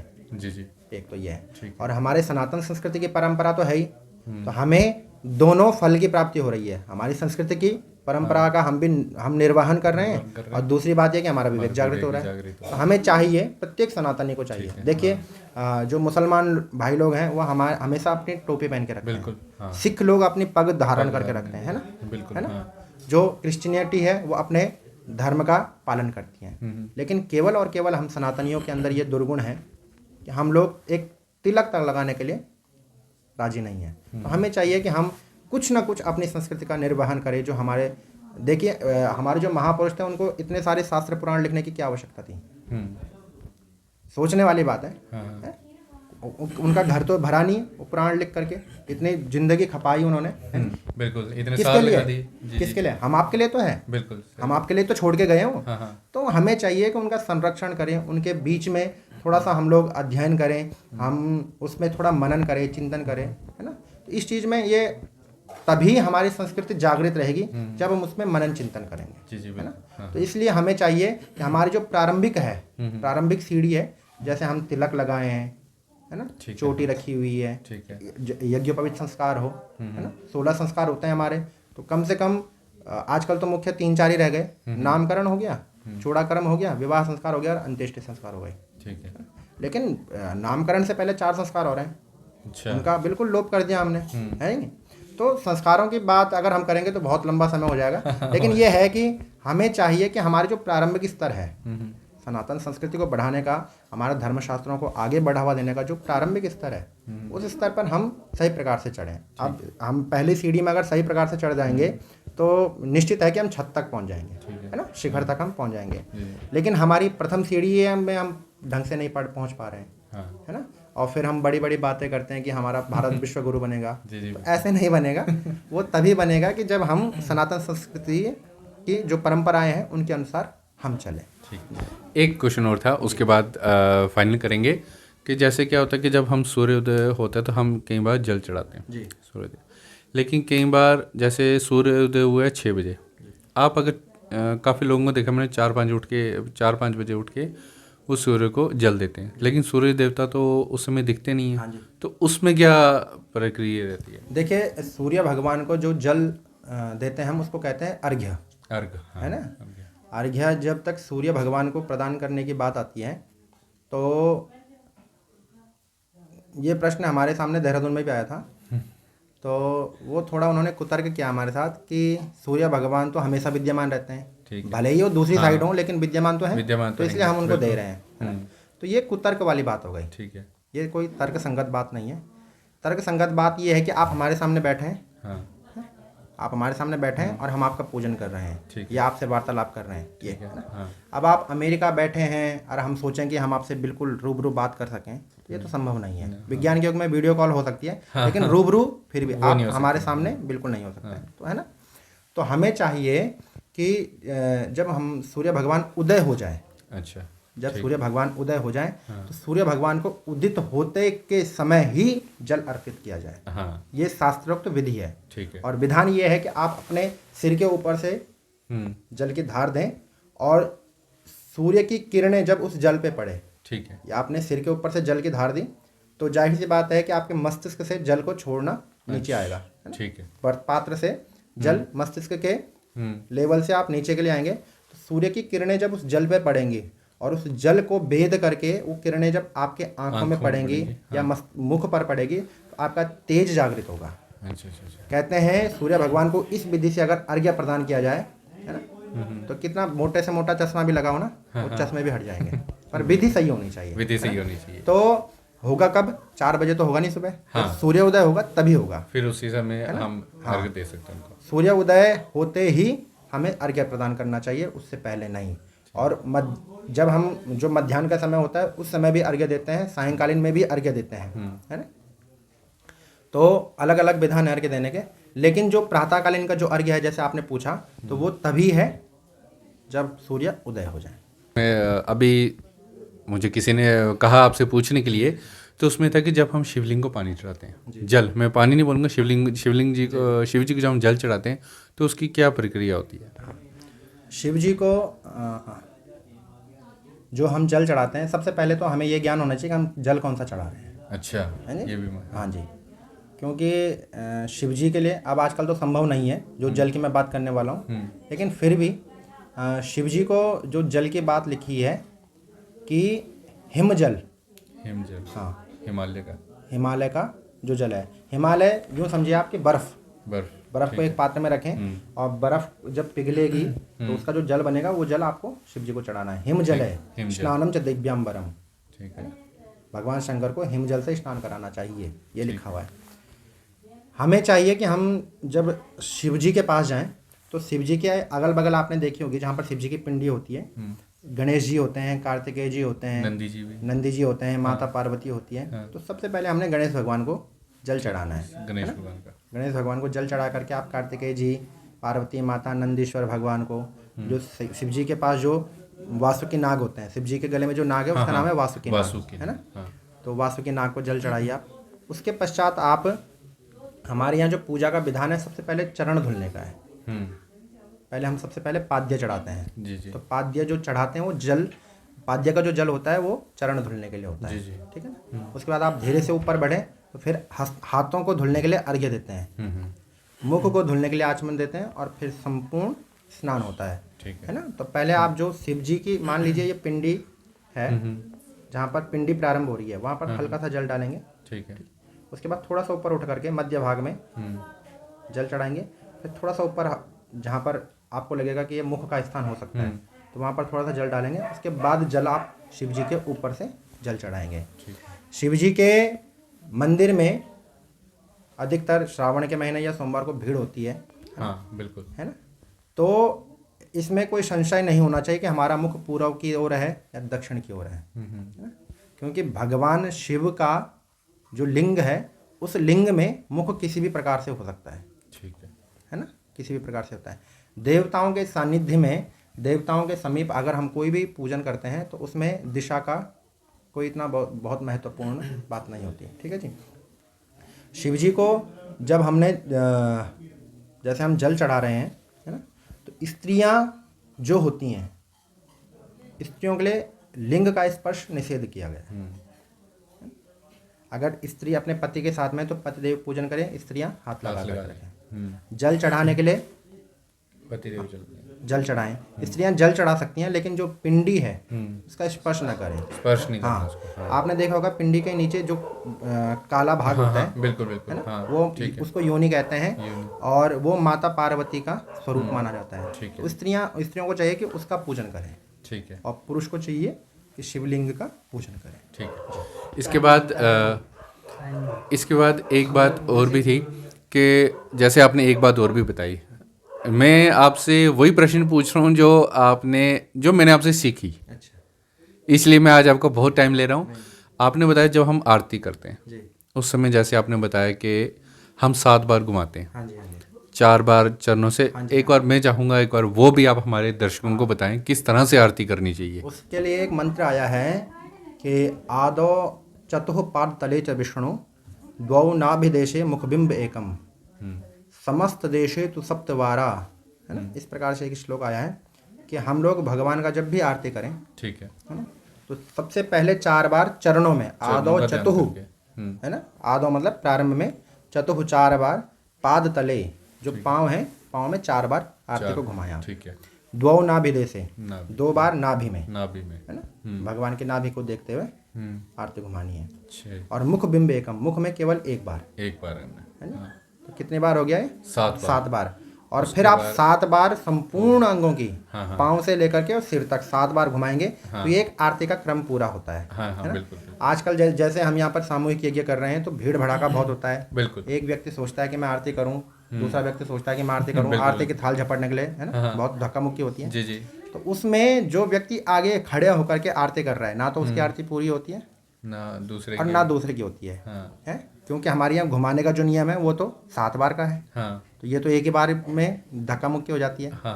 इसके लिए एक व्यवस्था बनाई है हमारे ऋषि मुनियों ने, एक व्यवस्था बनाई है कि जिस प्रकार से आप आरती उतार रहे हैं और मैं दूर से देख रहा हूँ कि आप आरती उतारे हैं, आरती की थाली को, है ना, तो आपको आरती करने का जो फल प्राप्त होगा वो मुझे भी केवल दर्शन मात्र से प्राप्त हो जाएगा। जी। एक ये व्यवस्था बनाई है ना। अच्छा। तो इसलिए हमें चाहिए कि हम धक्का मुक्की ना करें, है ना। और बिल्कुल व्यवस्था के अनुरूप जितना हमें समय मिलता है उसके अनुरूप हम आरती करें। और इसमें जब हम आरती घुमाते हैं तो उसमें बताया कि जैसे ओम की बनानी पड़ती है हाँ, उसमें ये अपने अपने विचार हैं। अच्छा, ये कोई शास्त्रोक्त विधान नहीं है कि ओम की आकृति बननी ही चाहिए, ये अपने अपने विचार हैं। लेकिन ये है कि जब हम ओम क्या है, भगवान का प्रतीक प्रतीक है ना। ओमकार जो है हमारा भगवान का प्रतीक है। और जितने भी धर्म ग्रंथ हैं, धर्म ग्रंथों के जितने भी मंत्र हैं उन सबका प्रणव है, जी जी, उन सबका बीजाक्षर है ओमकार। और इसी ओमकार से संपूर्ण सृष्टि की उत्पत्ति हुई है। तो हम लोगों को ये विचार है, हम लोगों के अपने विचार हैं कि हम जो सृष्टि की उत्पत्ति का कारक है उसी की हम आकृति बना करके भगवान की आरती करें। और हमारा सनातन का सर्वश्रेष्ठ प्रतीक चिन्ह भी है ओमकार, तो हमें चाहिए कि उसी का वो हमें करना चाहिए। ठीक है, कुछ और खत्म करें? शिव जी के ऊपर जब जल चढ़ाते हैं तो टाइम सूर्योदय से पूर्व या नहीं, शिव जी के शिव जी को जो जल चढ़ाने का समय है, वैसे तो शिव जी को जिस दिन प्रदोष होता है उस दिन विशेष रूप से पूजा होती है शिव जी की। लेकिन यह है कि अगर हम नित्य शिव जी के मंदिर में जल चढ़ाने जा रहे हैं तो हमारा जो पूजन का समय है, पूजन का समय है, जैसे कि मैंने आपको कहा है कि प्रत्येक वर्ण को संध्योपासना करनी चाहिए। ठीक है, प्रारंभिक में मैं ये बताया था। तो सूर्योदय के बाद तक लगभग आधे घंटे तक तो आपके संध्या वंदन संपन्न होगी। उसके पश्चात जाकर के आप शिव पिंडी पर जल चढ़ा सकते हैं। जी जी, और अगर शिव जी आपके घर में उपलब्ध हैं तो आप जब संध्या वंदन कर रहे हैं, अपने देवताओं का स्नान करा रहे हैं, तो उसी समय आप जल चढ़ा दीजिए। कोई विशेष समय नहीं है। जब आप हमारे धर्मशास्त्र ने तो यहाँ तक कहा है, और स्कंद पुराण ने, स्कंद पुराण के रेवा खंड में ये बात लिखी है कि दिनानाम नियमो नास्ति, दिनानाम नियमो नास्ति। भगवान की पूजा करने के लिए, भगवान का कोई भी धर्म कर्म करने के लिए दिन की कोई नियम नहीं है कि कब करना चाहिए कब नहीं करना चाहिए। जब आपके मन में श्रद्धा भाव उत्पन्न हो जाए तभी आप धर्म कर्म कर सकते हैं। ये थे हमारे साथ पंडित प्रमोद उनियाल जी, जिन्होंने कथा में, जो दुर्गा माता मंदिर दंदानी में जो कथा, भागवत कथा चल रही थी, उसमें डेली सुबह पंडित जी पितृ पूजन करवाते थे, और जिसमें काफ़ी लोगों ने भाग भी लिया। और उसके साथ साथ काफ़ी लोगों को पंडित जी ने बहुत ज़्यादा जानकारी दी, बहुत ज़्यादा जानकारी दी। और लगभग जो आज मैंने पंडित जी से प्रश्न पूछे वो सभी उस कथा से रिलेटेड ही थे, क्योंकि ये सभी जानकारी जो थी ये पंडित जी ने उस कथा के दौरान बताई थी।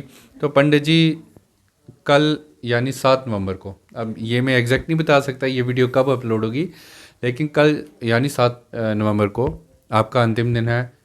कथा में जैसे मैंने बताया विश्राम है, अंतिम नहीं बोलूँगा, आपने बताया था जैसे कथा में विश्राम है। तो इन दिनों में आप यहाँ 6-7 दिन आप यहाँ आए, यहाँ सभी लोगों से मिले। फिर इसी दौरान आप, जैसे मैं आप ही ने बताया कि शिव चौकी गए, अलग अलग देवस्थानों पे गए, तो आपको यहाँ के लोगों का कितना प्यार मिला, और दूसरी बात कि आप अगली बार कब आ रहे हैं? देखिए जी, लोगों के प्यार के बारे में तो मैंने जैसा आपको पहले कहा है कि जिस प्रकार से जो सुख एक बच्चा अपनी माँ की गोदी में करता है वही सुख हमें यहाँ प्राप्त हुआ। और माँ की गोदी से ज़्यादा सुख हो दुनिया की कोई शक्ति नहीं दे सकती। जी जी बिल्कुल, है ना जी, तो वही सुख हमें यहाँ पर प्राप्त हुआ है। आप सब ने बहुत प्यार प्रेम दिया है, बहुत आदर किया है, सत्कार किया है। और रही यहाँ के जितने भी सिद्धपीठ हैं, हमारे दुष्यंत भैया हैं, विनोद भैया हैं, सबसे बड़ी बात ये है कि यहाँ जितने भी लोग मिले दिल के साथ मिले। जी जी बिल्कुल, है ना जी, दिल के साथ मिले। और हम लोगों का प्रयास रहता है कि हम दिल से जुड़े। जी जी बिल्कुल, है ना। लेकिन आजकल होता क्या है कि लोग दिमाग से जुड़ते हैं, है ना। बिल्कुल, है ना। तो दिल और दिमाग को हमेशा अपनी अपनी जगह में ही रखना चाहिए। जो आदमी दिमाग से जुड़े उसके साथ दिमाग से जुड़ना चाहिए, जो आदमी दिल से जुड़े। तो हमें यहाँ पर बहुत प्यार प्रेम मिला। विनोद जी ने, दुष्यंत जी ने और नरेंद्र जी ने हमें अनेक सिद्धपीठों के दर्शन कराए। हम लोग शिव चौकी गए, वहाँ पर हमने दर्शन किया कि एक कुंड से भगवान उत्पन्न हुए हैं। तो बहुत आनंद आया वहाँ पर, बहुत सिद्धपीठ है लगता है ऐसे। और हमें चाहिए कि हम उसके लिए कुछ कर सकें, है ना, उसका पुनरुद्धार हो। हम लोग स्वामी श्री मौनी महाराज जी के आश्रम में भी गए थे, ठाकुर द्वारा में। तो एक हम लोगों के लिए प्रेरणा है कि इतने खतरनाक माहौल के बीच में भी उन्होंने हमारे सनातन धर्म की ज्योत जो है वो जागृत करके रखी हुई है। तो हम लोगों का भी कुछ फर्ज बनता है कि हम ऐसे संतों का, ऐसे महापुरुषों का समर्थन करें, उनको, उनके जो जितना भी वो कर्म कर रहे हैं उसमें हम उनका सहयोग करें। हम सामने मंगला देवी गए थे, हाँ बिल्कुल। माँ भगवती के श्री चरणों में। वहाँ हमने माँ भगवती के जो प्रतिबिंब है, मूर्ति है, उसमें ऐसा प्रतीत हो रहा था कि साक्षात माँ भगवती बैठी हुई है, जी जी। है ना।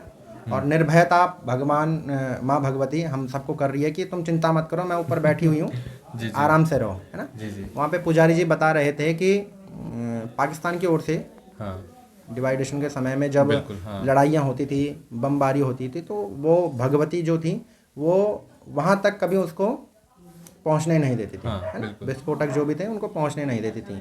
और अपने जो क्षेत्र की जनता है उसका माँ भगवती ने बहुत रक्षा करी। जी जी। जो एक छोटा सा किला भी है उसके अंदर सब लोग आ गए थे उस समय, तो बहुत आनंद आया। कल हम इधर चन्नी वहाँ पर भगवान राधा रघुनाथ जी का मंदिर है, जी, राधा हाँ, कृष्ण जी का बिल्कुल। मंदिर बहुत है, पुराना है वो, बहुत महाराजाओं प्राचीन के टाइम मंदिर है। हाँ। और हमने वीडियो भी बनाई है, वहाँ की फ़ोटो खींची है बहुत सारी। जी, जी। तो बहुत आनंद आया, बहुत आनंद।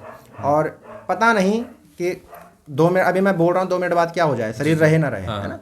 तो अपने शक्ति के अनुसार, अपने सामर्थ्य के अनुसार जितना हो सके हम लोग घूमने गए हैं, भगवानों के दर्शन किए हैं और बहुत आनंद आया है, बहुत ही आनंद आया है।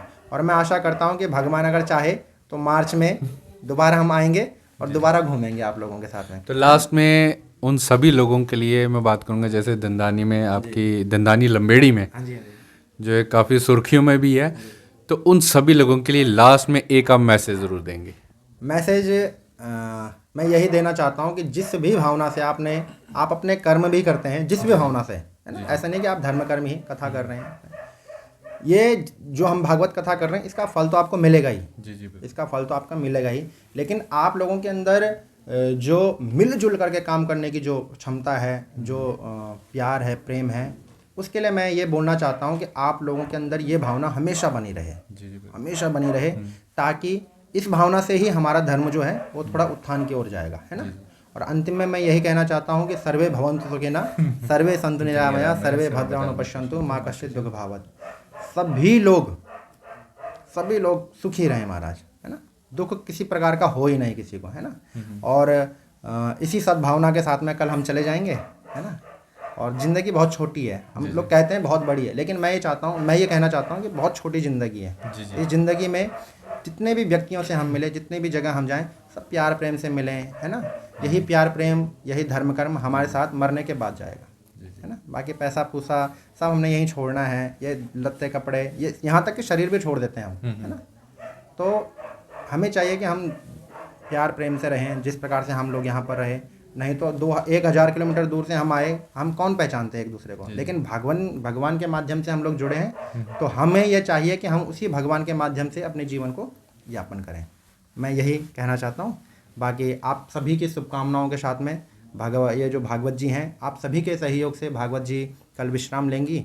और भागवत जी को आपने जिस भी ध्येय से यहाँ पर भागवत जी का पाठ रखवाया, जिस भी ध्येय से आपने ये इतना बड़ा आयोजन प्रारंभ किया है, भगवान आप सभी की वो मनोकामनाएं पूर्ण करें। और 11 तारीख को हम वृंदावन जा रहे हैं, तो मेरे जो इष्ट हैं ठाकुर जी, मैं उनके चरणों में जरूर ये प्रार्थना करूँगी, हे ठाकुर जी लंबेड़ी वासियों को, पहले तो पूरे राष्ट्र को, बिल्कुल पहले पूरे राष्ट्र को, है ना।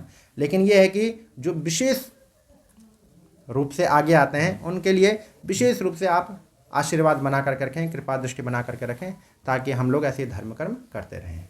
बोले सनातन धर्म की जय। तो ये थे हमारे साथ प्रमोद उनियाल जी, जिन्होंने अपनी जितनी भी जो ज्ञान था वो हम सबके साथ बांटा। और कल 7 नवंबर है और कथा का जैसे इन्होंने बताया कि अंतिम तो नहीं बोलेंगे हम, कल जो है कथा को विश्राम ज़रूर देंगे। उसके बाद इन्होंने वृंदावन में जाना है, तो वृंदावन में भी इनकी जो कथाएं हैं वो वहाँ के लोग जो हैं वो भी इनका बेसब्री से इंतज़ार कर रहे हैं। तो पंडित जी के लिए कमेंट में राधे राधे ज़रूर लिखिए। तो अगर आपको भी इसके अलावा कोई क्वेश्चन या प्रश्न, आपके मन में कोई शंका है, तो आप ज़रूर कमेंट बॉक्स में हमारे साथ लिख सकते हैं। तो तब तक के लिए राधे राधे राधे।